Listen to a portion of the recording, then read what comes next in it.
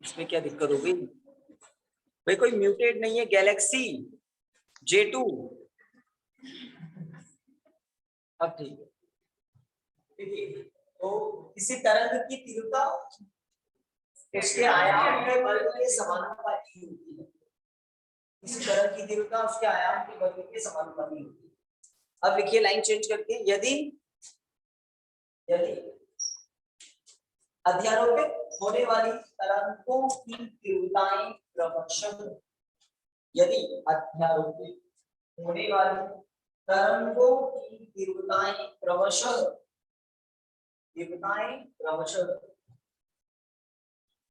I1 पर I2 हो तो I1 पर I2 हो तो लाइन चेंज करके I1 समानुपाती A1 स्क्वायर। आपको याद दिला दूं मैं, कल हमने पहली तरंग ये लिखी थी y1 बराबर a sin ओमेगा t। इसका मतलब A1 क्या है? पहली तरंग का आयाम। तो पहली तरंग की तीव्रता I1 A1 के स्क्वायर के समानुपाती। इसी के आगे एरो करके आप लिखेंगे I1 बराबर k A1 स्क्वायर, नीचे लाइन चेंज करके, तथा दूसरी तरंग की तीव्रता I2 अगर है तो I2 समानुपाती होगी A2 स्क्वायर। याद होगा आपको, दूसरी तरंग ये वाली थी हमने A2 बराबर Y2 बराबर A2 sin omega t plus 5। इसका मतलब I2 समानुपाती A2 स्क्वायर। समानुपाती नियतांक है के, समानुपाती नियतांक है के, तो I2 बराबर K A2 स्क्वायर। व्यतिकरण में दोनों तरंगें एक ही माध्यम में संचरित होती है, इसलिए समानुपाती नियतांक यहाँ भी K है, यहाँ भी K है। तो किसी तरंग की तीव्रता उसके आयाम के वर्ग के समानुपाती होती है। इस बात को, इस तथ्य को जो प्रयोगों द्वारा ज्ञात तथ्य है, इसको लागू किया तो पहली तरंग की तीव्रता I1, दूसरी तरंग की तीव्रता I2। जितना आयाम ज्यादा होगा उतनी तीव्रता ज्यादा होगी। तो परिणामी तरंग की तीव्रता क्या होगी, है ना? देखिए परिणामी तरंग की तीव्रता, परिणामी तरंग की तीव्रता I बराबर capital A square. Capital A क्या है? परिणामी तरंग का आयाम है। तो इस बात को दिमाग में फिट कर रखना, किसी भी तरंग की तीव्रता उसके आयाम के वर्ग के समानुपाती। परिणामी तरंग की तीव्रता I बराबर हो जाएगा K A स्क्वायर।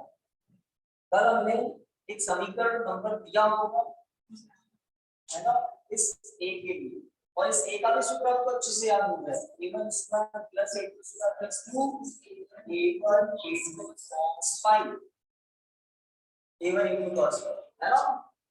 तो इस A की जगह A स्क्वायर की जगह क्या लिख सकते?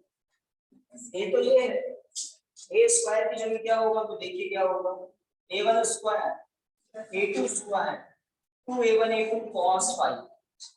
कोई अंडर रूट नहीं है क्योंकि A स्क्वायर है, इस A को मैं अंदर गुणा कर रहा हूं, तो I बराबर K A1 square K A2 square 2K A1 A2 cos 5। A को गुणा कर दिया, ब्रैकेट के अंदर तीनों बदल से। अब तक कौन है ये? कौन है? मीडियम वाला है।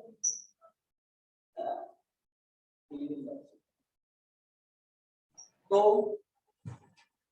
व्यतिकरण का प्रोग्राम चल रहा है अभी। व्यतिकरण एक बड़ा टॉपिक है।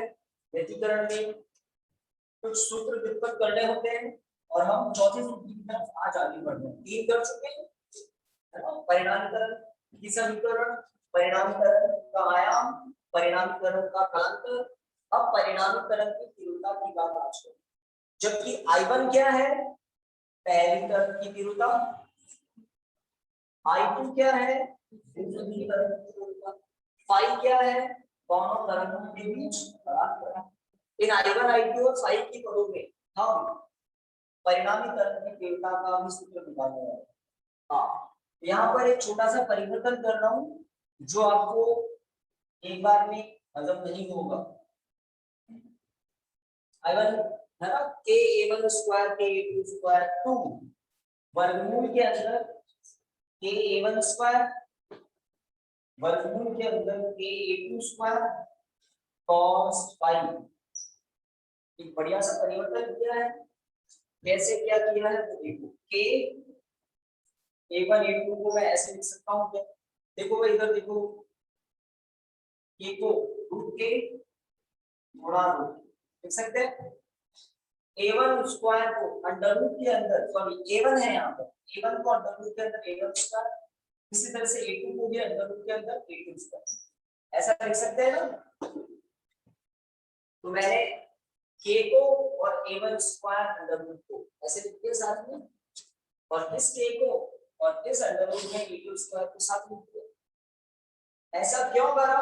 क्योंकि मैं इन दोनों को काम में लेना चाहता हूँ, और अब मैं इन दोनों को काम में ले सकता हूँ। यहाँ पहले भी ले पा रहा था लेकिन यहाँ नहीं ले पा रहा था, अब मैं यहाँ भी ले पाऊंगा, यहाँ भी, यहाँ से सब जगह काम में।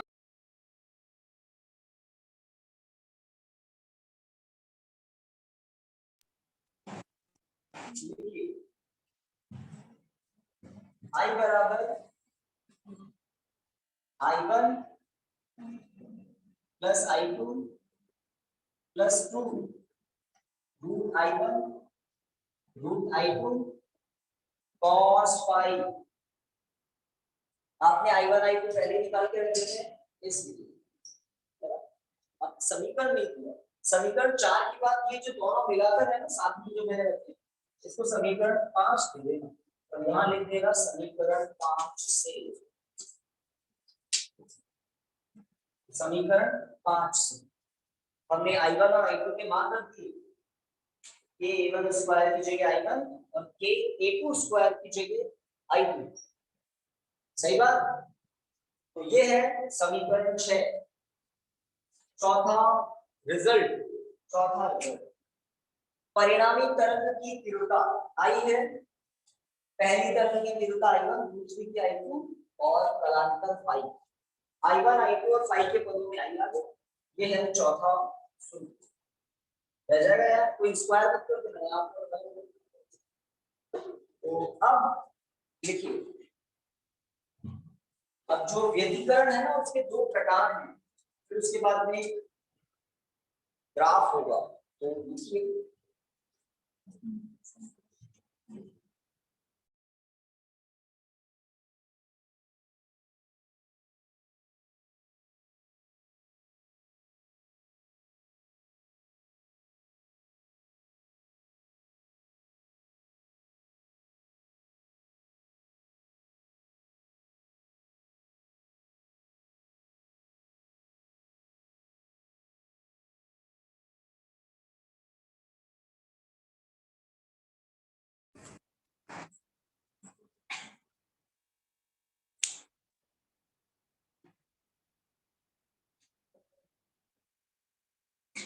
ठीक है। तो हेलो हेलो यार, म्यूटेट तो नहीं है, चक्कर क्या है? हेलो, आ रही ना आवाज भाई? हाँ सर, अब आ रही है। अब आ रही है तो चक्कर ही है। पहले बहुत कम आ रही थी, मतलब जैसे कनेक्ट नहीं हो ब्लूटूथ। अभी भी नहीं आ रही बस।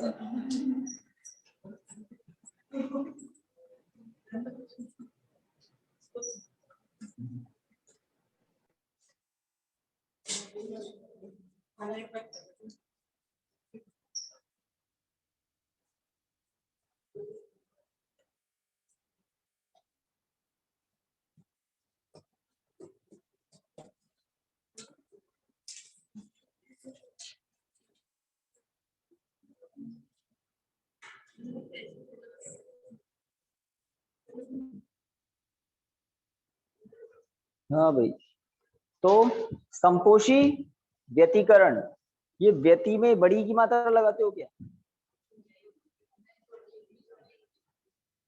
ऐसे? तो एक्चुअल में ये जो हमने टॉपिक समाप्त किए ना, इसके बाद में दो प्रकार हम पढ़ेंगे, एक है संपोषी व्यतिकरण फिर पढ़ेंगे विनाशी व्यतिकरण। संपोषी व्यतिकरण मतलब कंस्ट्रक्टिव, विनाशी मतलब डिस्ट्रक्टिव।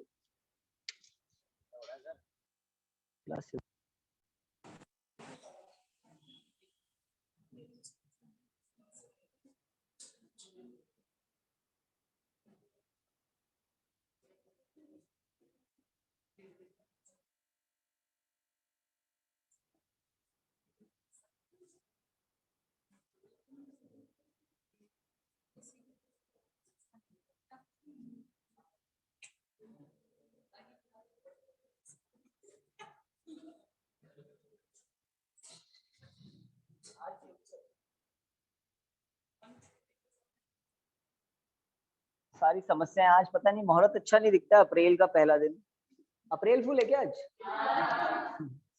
उपकरण हमसे अप्रैल फुल मना रहे हैं।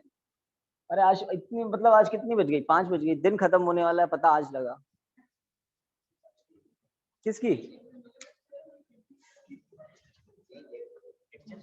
अरे नहीं, मैं तो इसको तो रखूंगा।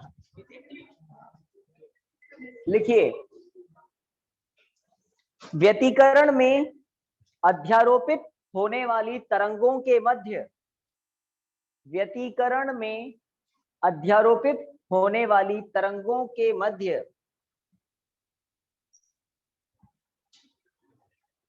कालांतर यदि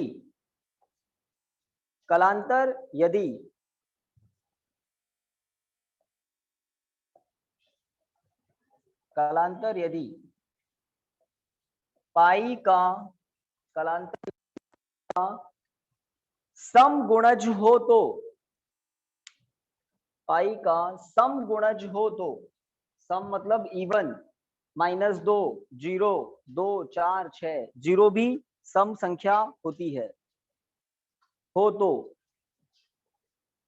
बनने वाली परिणामी तरंग का आयाम तथा, हो तो बनने वाली परिणामी तरंग का आयाम तथा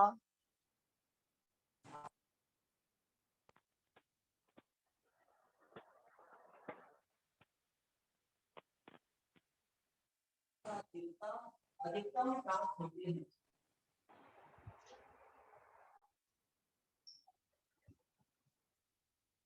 कॉमा, इसे कॉमा लगा के लिख देना, इसे संपोषी व्यतिकरण कहते हैं। देखो मान लो एग्जाम में बड़ा प्रश्न नहीं आया इससे, तो छोटा आ सकता है। संपोषी व्यतिकरण की स्थिति के बारे में आपसे पूछ सकते हैं, तो आपको क्या कहना होगा? ये जो फाई है ना, कालांतर, यहाँ पर एक समीकरण लिखा था आयाम का, तो आयाम का सूत्र आपको याद हो गया होगा। वर्गमूल के अंदर a1 square plus a2 square plus 2a1 a2 cos phi. तो ये जो फाई है, ये फाई अगर क्या हो, 0 हो, 2 पाई हो, 4 पाई हो, 6 पाई हो, इस तरह से समगुणज, पाई का समगुणज हो फाई, तो बनने वाली परिणामी तरंग का आयाम और तीव्रता अधिकतम ही तो आएंगे। कैसे अधिकतम आएंगे? तो कॉस फाई का मान इन सभी कोणों पर +1 होता है। कॉस फाई का मान इन सभी कोणों पर +1 होता है, इसलिए बनने वाली परिणामी तरंग का आयाम व तीव्रता अधिकतम प्राप्त होते हैं, और इसे ही कहते हैं संपोषी व्यतिकरण, है ना। तो लिखिए अब लाइन चेंज करके, संपोषी व्यतिकरण की स्थिति में आयाम, संपोषी व्यतिकरण की स्थिति में आयाम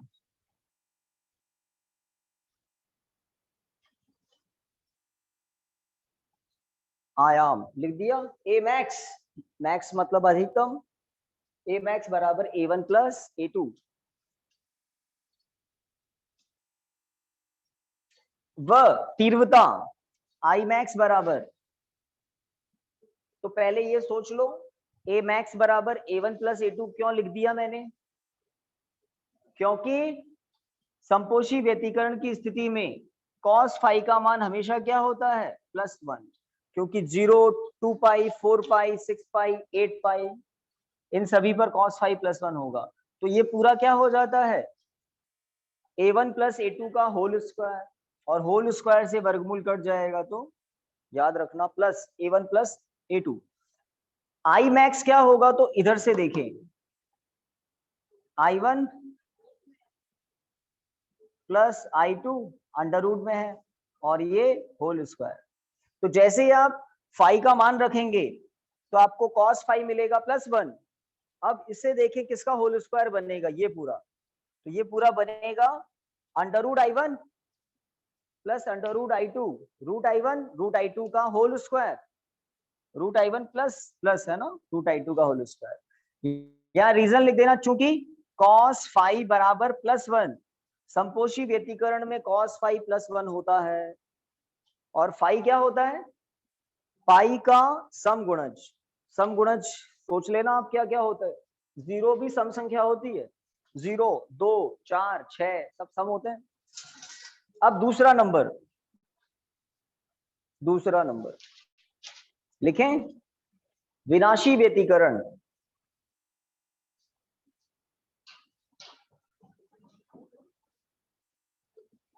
विनाशी व्यतिकरण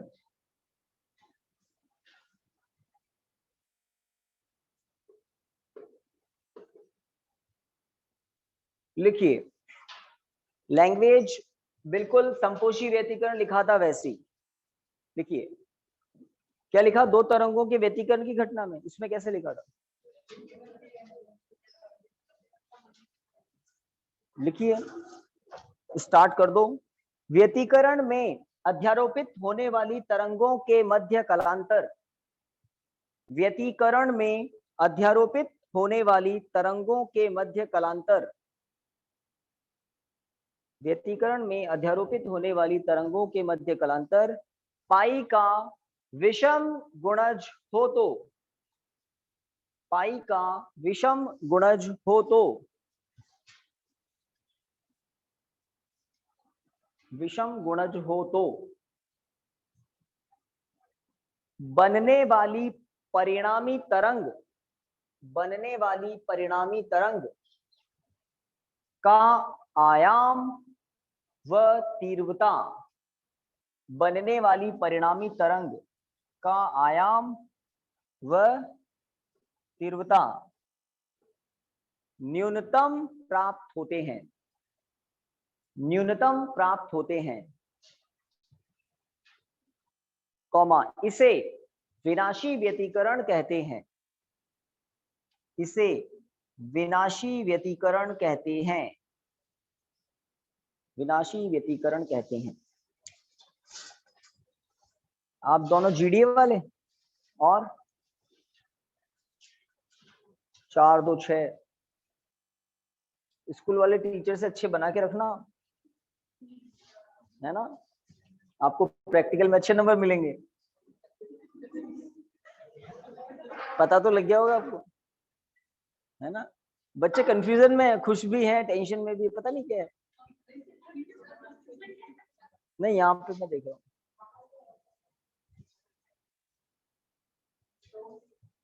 हाँ भाई, तो पाई क्या क्या हो सकता है, सॉरी, कलांतर फाई क्या क्या हो सकता है, पाई हो सकता है, पाई मतलब 1 पाई, 3 पाई, 5 पाई, 7 पाई, इसे कहते हैं पाई का विषम गुणज। तो अगर कलांतर इनमें से कुछ हुआ तो cos फाई का मान कितना होगा, हमेशा -1। यहां पर भी cos फाई का मान कितना होगा, हमेशा -1। तब यहाँ होल स्क्वायर किसका बनेगा, ये माइनस यहाँ आ जाएगा, A1 माइनस A2 का होल स्क्वायर बनेगा। तो A मिनिमम आप सोच सकते हैं क्या होगा, A1 माइनस A2। तो विनाशी व्यतिकरण की स्थिति में परिणामी तरंग का आयाम न्यूनतम होता है और वो ये होता है।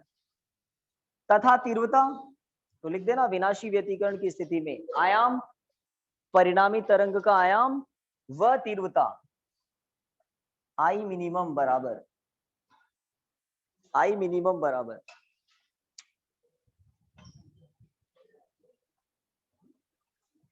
I मिनिमम बराबर क्या लिखें, जो प्लस में था ना बस वो क्या हो जाएगा इसमें माइनस में, √I1 माइनस √I2 और ये होल स्क्वायर। उसका कारण है चूंकि cos फाई, विनाशी व्यतिकरण की स्थिति में cos फाई क्या होता है, माइनस का एक, माइनस का एक, इस तरह से लिख ले में। तो आप लोग टेंशन में नहीं, ये कह रहे थे ना, और आप लोग टेंशन में है क्या? नहीं है ना, पढ़ने वाले बच्चे कभी होते ही नहीं है। हाँ भाई, बड़ी अजीब सी सिचुएशन हो गई इस साल। और क्या, आपके स्कूल में भी काफी बच्चे डरे हुए हैं, मैथ वाले बच्चे जो एब्सेंट रहते थे वो स्कूल आने लग गए आजकल।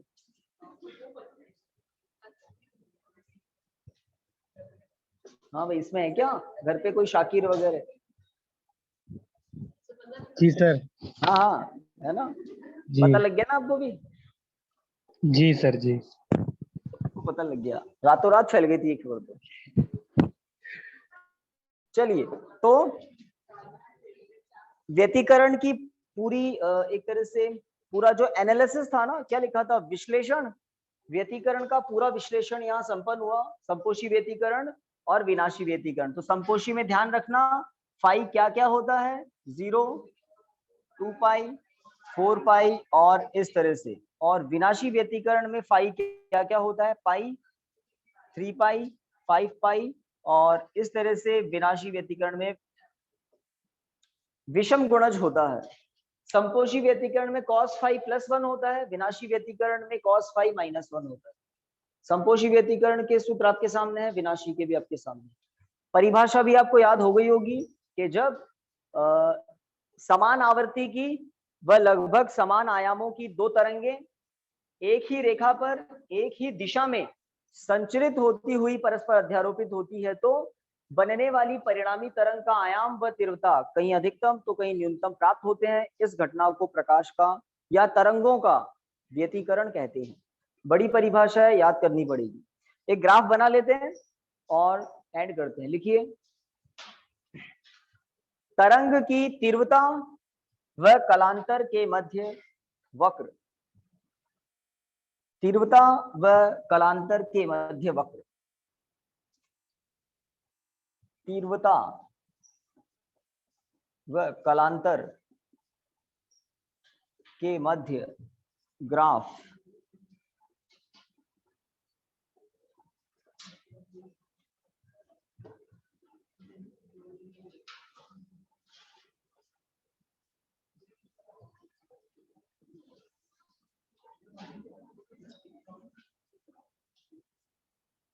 तीव्रता ऊर्ध्वाधर दिशा में है और कलांतर, कलांतर मतलब फाई, ये क्षैतिज दिशा में है। अब कलांतर की मार्किंग मैं कर रहा हूं, यहां पर इस बिंदु पर कलांतर 0, यहां पर कलांतर है पाई, इस बिंदु के संगत 2 पाई, फिर 3 पाई, 4 पाई तक ले लेते हैं धनात्मक दिशा में और 4 पाई तक ऋणात्मक दिशा में भी। इधर माइनस पाई, माइनस का 2 पाई,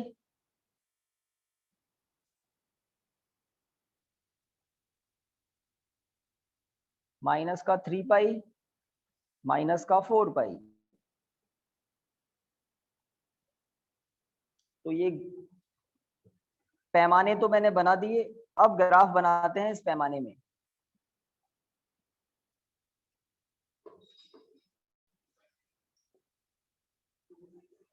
तो देखते हैं तीव्रता कब अधिकतम व कब न्यूनतम होती है।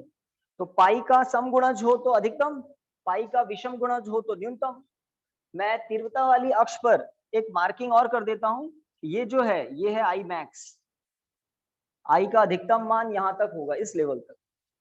तो देखिए ग्राफ कैसे बनेगा।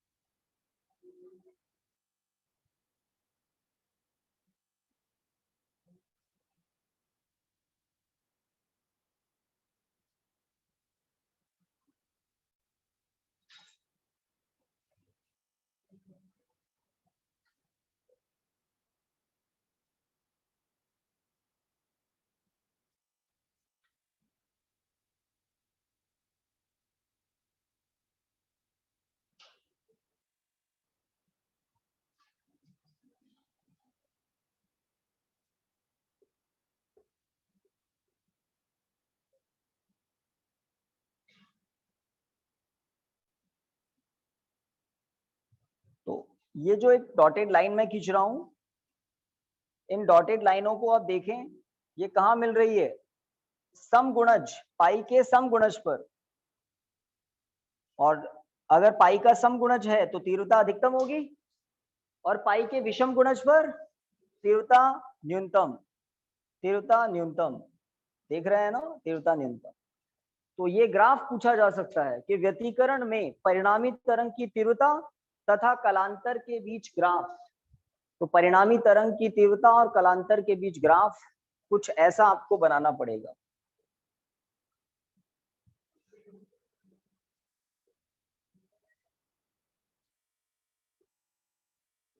तो आपके पास तो क्या कॉपी में लाइनिंग होगी, तो कॉपी में लाइनिंग होगी तो आपको टेंशन कम है। मान लो आपने 4-5 लाइनें सेलेक्ट कर ली, तो बस सभी को 5 लाइन 4 लाइन तक ऊपर तक पहुंचाना है। कॉपी की लाइनिंग से ही ना काम आ जाती है हाइट के लिए। बना दिया? दिख रहा है ना तीव्रता कलांतर? तो जैसे जैसे तीव्रता और कलांतर बदलते हैं, जैसे जैसे कलांतर बदलता है तीव्रता बदलती है। नेक्स्ट हेडिंग लिखिए। हो गया, बिल दे दिया। चलो, कोई अप्रैल फूल तो नहीं बना रहा है? चलो, अब विनाशी व्यतिकरण में ग्राफ का काम भी हो गया। विनाशी और संपोषी की स्थितियां इसमें दिख जाती है। विनाशी मतलब 0 तीव्रता और संपोषी मतलब अधिकतम तीव्रता। तो बढ़िया बना दिया ग्राफ। ये ग्राफ दोनों तरफ आगे तक होता है ना, वही विनाशी संपोषी की स्थितियां आती रहती है समगुणज विषम गुणज के साथ। अब लिखिए नेक्स्ट हेडिंग, प्रकाश में डॉपलर प्रभाव।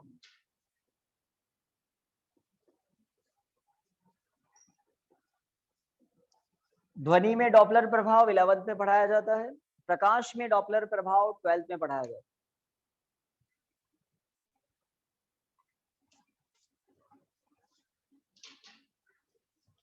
तो शुरू कर दें ग्राफ। डन? क्या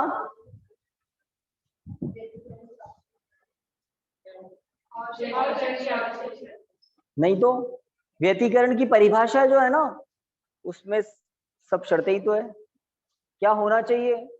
समान आवृत्ति, लगभग समान आयाम, एक ही रेखा, एक ही दिशा, 4 हो गए ना। तो परिभाषा को मजबूती से पकड़ लो आप, तो सब कुछ उसी में ही है ना। शर्तें बनाने चाहो तो उसको परिभाषा को पढ़ पढ़ के 1-1, 2-2, 3-3, 4-4 बिंदु बना दो, उससे अलग से कुछ नहीं करना है ना।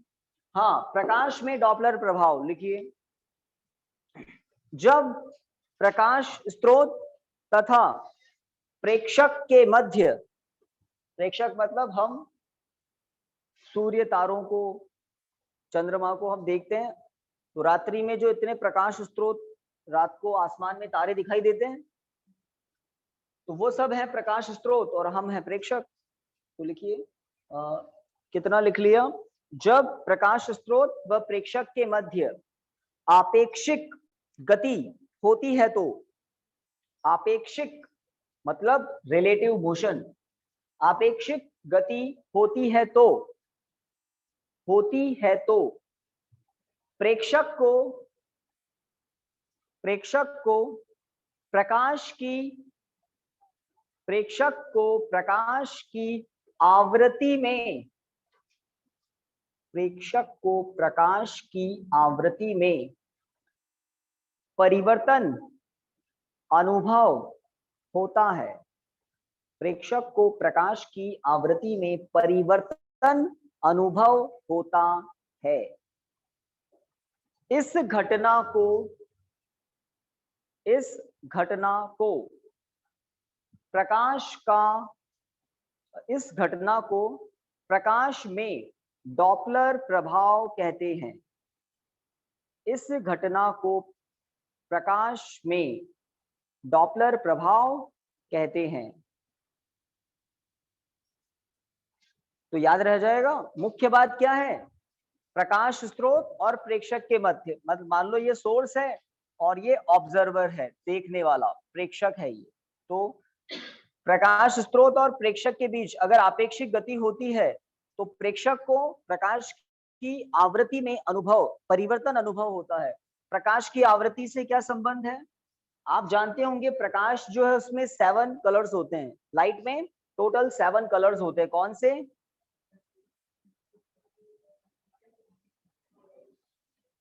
विबग्योर, वॉयलेट से लेकर रेड तक, बैंगनी से लेकर लाल तक, विबग्योर, 7 कलर्स होते हैं।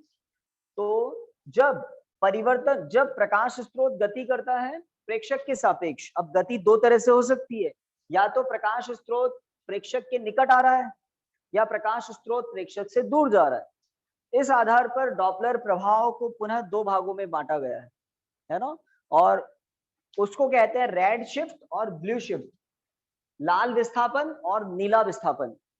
जब हमें ये सातों रंग दिखाए जाते हैं एक साथ तो हमें ये 5 रंग तो स्पष्ट दिखाई देते हैं, इंडिगो ब्लू और वायलेट, है ना। इंडिगो ब्लू, इसको क्या बोलते हैं?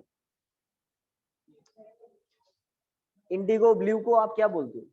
जामुनी, बैंगनी, कुछ जामुनी, पता नहीं क्यों, और इसको बोलते हैं बैंगनी। वायलेट होता है बैंगनी। हाँ, अब मेरे को जामुन और बैंगन एक जैसे ही दिखते हैं, है ना। तो आज खोज करना, इंग्लिश में तो अलग अलग नेम है, red, orange, yellow, green, blue. Blue के बाद इंडिगो ब्लू, शाही वाला नीला, और एक होता है वायलेट, बैंगनी। ठीक है। तो जब मनुष्य को 7 रंग एक साथ दिखाई देते हैं, कभी रेनबो आपने देखा हो तो 5 रंग आप काउंट करना, आपको 5 रंग तो स्पष्ट दिखाई देंगे, उसके बाद कुछ नहीं, आपको 5 ही दिखाई देंगे। तो मानव नेत्र नीले के प्रति ज्यादा संवेदनशील है। अगर नीला और ये तीनों एक साथ दिखाएं तो हमें नीला तो दिखाई देता है, हमें शाही वाला नीला और बैंगनी कम दिखाई देते हैं। अगर सब साथ दिखाएं तो वास्तव में होना चाहिए बैंगनी शिफ्ट, बैंगनी विस्थापन, लेकिन उसको कह देते हैं नीला विस्थापन क्योंकि दिखाई नीला देता है। और एक होता है रेड शिफ्ट, लाल विस्थापन। अब ये विस्थापन होता कैसे है तो मैं आपको बता दूं, सबसे ज्यादा तरंगदैर्ध्य होती है लाल रंग की, सबसे कम तरंगदैर्ध्य होती है बैंगनी रंग की। 7 कलर में सबसे ज्यादा तरंगदैर्ध्य लाल की होती है, सबसे कम बैंगनी की। बाकी 5 रंग बीच में क्रम से आएंगे, क्रम से। जिसकी तरंगदैर्ध्य सबसे ज्यादा होती है उसकी आवृत्ति सबसे कम होती है, और सबसे ज्यादा आवृत्ति होती है बैंगनी की। व्युत्क्रमानुपाती होती है आवृत्ति और लैम्डा। तो आप तो एक क्रम को ध्यान में दे लें, दूसरे की आवश्यकता ही नहीं है। तो सबसे ज्यादा तरंगदैर्ध्य होती है लाल रंग की, सबसे कम बैंगनी की। अगर प्रकाश स्रोत प्रेक्षक के निकट आता है, समय के साथ इन दोनों के बीच की दूरी कम होती है, तो प्रेक्षक को प्रकाश की आवृत्ति में वृद्धि का अनुभव होता है और तरंगदैर्ध्य में कमी का अनुभव होता है। तो प्रेक्षक को प्रकाश की तरंगदैर्ध्य में कमी का अनुभव होता है। तब होता क्या है, लाल रंग ऑरेंज की तरफ शिफ्ट हो जाता है, ऑरेंज येलो की तरफ शिफ्ट हो जाता है। अगर हर प्रकाश के कलर की लैम्डा कम होती जाएगी तो हो सकता है लाल रंग ऑरेंज में बदल जाए इस प्रेक्षक के लिए, ऑरेंज येलो में, येलो ग्रीन में, ग्रीन ब्लू में, ब्लू इंडिगो ब्लू में, इंडिगो ब्लू वायलेट में, और वायलेट अल्ट्रा वायलेट में चला जाता है जो दिखाई ही नहीं देता है।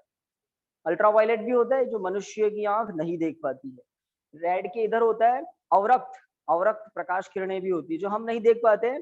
कुछ जंतु, सांप वगैरह, उनको भी सेंस कर लेते हैं, ऊष्मा को सेंस कर लेते हैं, वो गर्म वस्तुओं से अवरक्त किरणें निकलती है।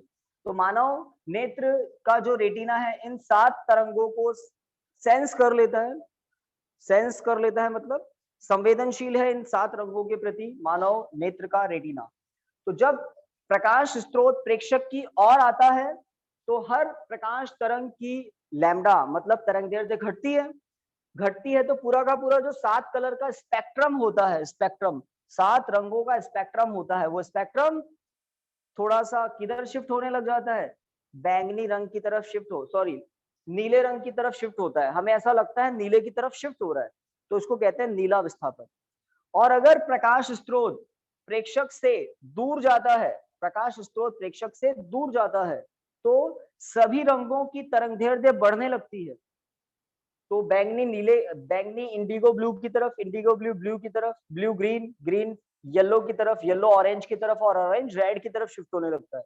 तो पूरा का पूरा जो स्पेक्ट्रम है वो किधर शिफ्ट हुआ प्रतीत होता है प्रेक्षक को, लाल रंग की तरफ शिफ्ट हुआ प्रतीत होता है, क्योंकि हर रंग राइट साइड वाले रंग की तरफ शिफ्ट हो जाता है। और अगर प्रकाश स्रोत गति नहीं करता है तो स्पेक्ट्रम जैसा है वो वैसा ही दिखता है। और देखना किससे पड़ता है? किसी टेलीस्कोप से। टेलीस्कोप दूरदर्शी होते हैं, दूरदर्शी से देखना पड़ता है। दूरदर्शी में ऐसी क्रॉस लाइन होती है, उस क्रॉस लाइन में अगर 7 कलर का स्पेक्ट्रम दिख रहा है और यदि प्रकाश स्रोत उसी समय गति करने लग जाए तो स्पेक्ट्रम थोड़ा शिफ्ट हो जाता है। अगर दूर जा रहा है प्रकाश स्रोत तो रेड की तरफ शिफ्ट हो जाता है, और अगर ये पास आ रहा है तो ये नीले की तरफ शिफ्ट हो जाता है। इस शिफ्टिंग को कुछ कहते हैं, वो भी लिखिए। अब इसमें पहला बिंदु लिखिए, लाल विस्थापन। लाल विस्थापन, रेड शिफ्ट कहते हैं इसको, लाल विस्थापन। इसमें लिखिए, जब प्रकाश स्रोत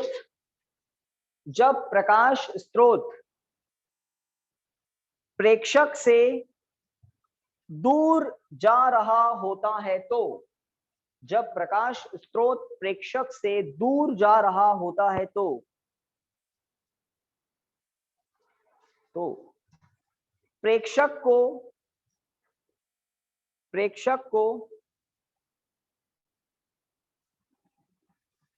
7 रंगों से निर्मित स्पेक्ट्रम, तो प्रेक्षक को 7 रंगों से निर्मित स्पेक्ट्रम, जैसे रेनबो होता है, इंद्रधनुष, 7 रंगों का समूह होता है स्पेक्ट्रम। 7 रंगों से निर्मित स्पेक्ट्रम लाल रंग की ओर विस्थापित हुआ प्रतीत होता है। लाल रंग की ओर विस्थापित हुआ प्रतीत होता है, जिसे लाल विस्थापन कहते हैं। जिसे लाल विस्थापन कहते हैं।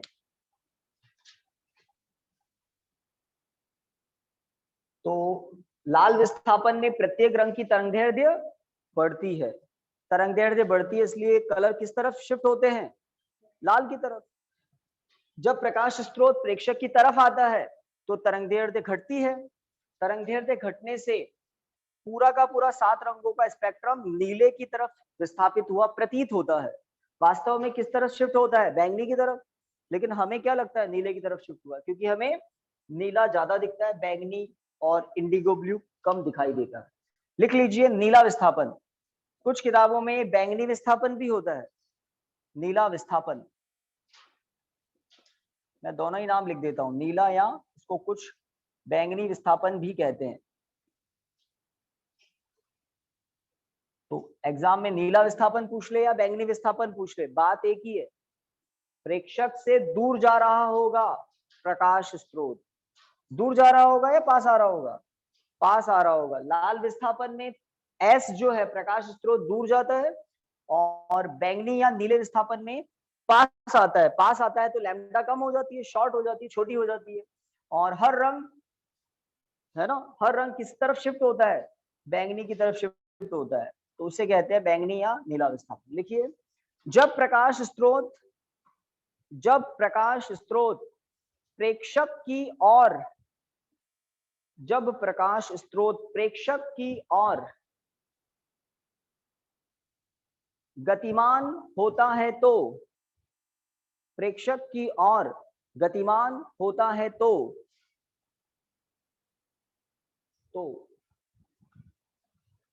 प्रेक्षक को 7 रंगों से निर्मित स्पेक्ट्रम, तो प्रेक्षक को 7 रंगों से निर्मित स्पेक्ट्रम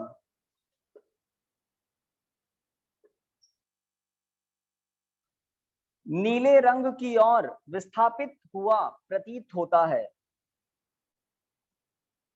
नीले रंग की ओर विस्थापित हुआ प्रतीत होता है, जिसे नीला विस्थापन कहते हैं।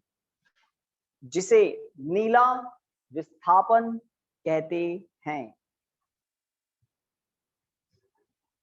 तो शायद आपने 11th में ध्वनि में डॉपलर प्रभाव नहीं पढ़ा होगा।